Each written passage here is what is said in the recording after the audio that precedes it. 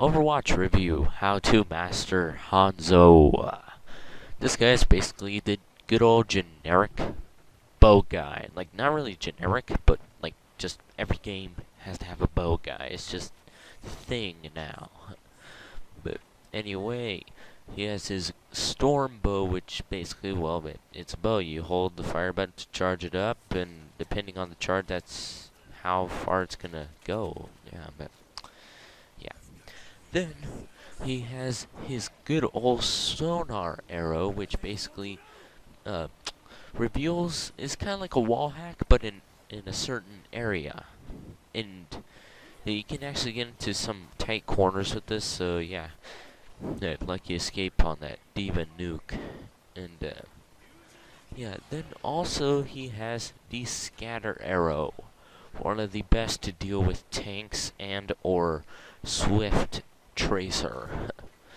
uh, the scatter arrow, well, you shoot that, and then when it hits a surface, it will ricochet absolutely everywhere, sort of like a shotgun. But one thing is for sure, when you shoot somebody directly with the scatter arrow, it won't actually do all the damage with all the other arrows that bounce off. So you're gonna have to aim a little bit towards the feet with it. And also, it comes to the passive now. The passive is called wall climb. Hold the, how do you call it, the jump button to climb the wall, like Genji, in a way. And then you have his ultimate, which is like what, Dragon Spirit, Dragon something. Like all these Chinese guys have Dragon something. But anyway, this guy basically shoots, combines the dragon stuff into his arrow, and then makes that arrow pass through walls. Then also, after a short amount of distance, it turns into huge double helix, like dragons, which do any damage in its path. It's very easy to spot or very easy to get caught in. Yeah. I can't spell how many times I've got killed by this thing when I was playing Tracer. Anyway, and also the arrow it first launches before it turns into the dragon, so it can also go through walls. You can also keep that in mind. Anyway, this guy's more of a medium to long, but I'd say he's more suited for medium. Like, this guy's a sniper, but he's more of a frontline sniper. Like, Widowmaker's the one that sits just sometimes all the way back into spawn. While this guy kind of gets in the middle, where he has a good area over top of the enemy's heads, but then also has a good escape route, which might be climb, fall off, or run to your teammate. And also that damage boosting this guy is kind of iffy, because it kind of depends on the guy's accuracy.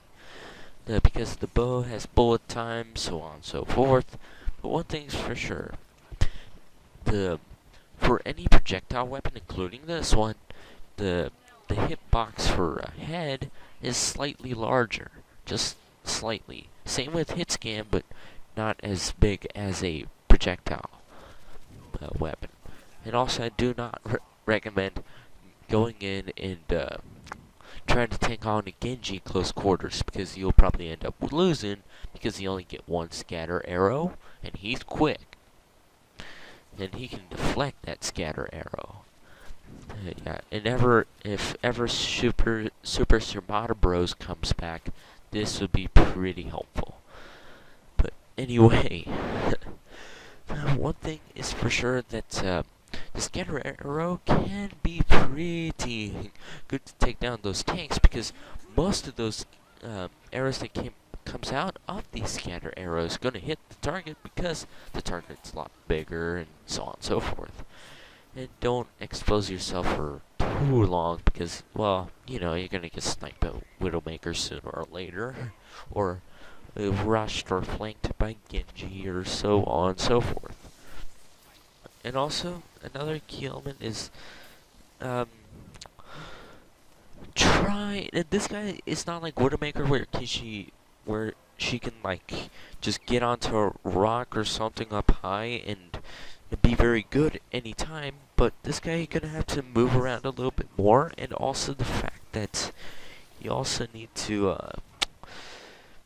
let's say stick to the hard point, because this guy's not that great at long range because of the drop off of his arrows. I don't mean like range drop off, but I mean gravity drop off, you know. And yeah, basically it is yeah, when he's drawing it back, he also moves pretty slow, so keep that in mind when you're doing a snipe on sniper battle with Widowmaker or another Hanzo. And yeah, and also this guy can be good in attack, but I will never recommend this guy for attack. Why? Because his arrows, and two, he slows down when he's charging up his bow. So it's just kind of iffy to me, you know? Like,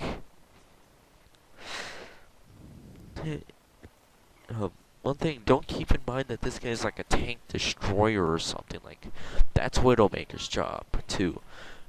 She can't pick off some regular guys, but she can do massive amounts of tanks sometimes. Hanzo, well, yeah, you kind of want to focus more on the squishies, because you're more towards in the battle than Widowmaker, where Widowmaker, she can pick them off easily, but she's just filtering all the guys that can push hard on the team and not taking them down too. So yeah, there's been a lot of blather around, but anyway, remember that he is kind of on the weak side of the defense, but he's not like as weak as, well, I don't really have a comparison.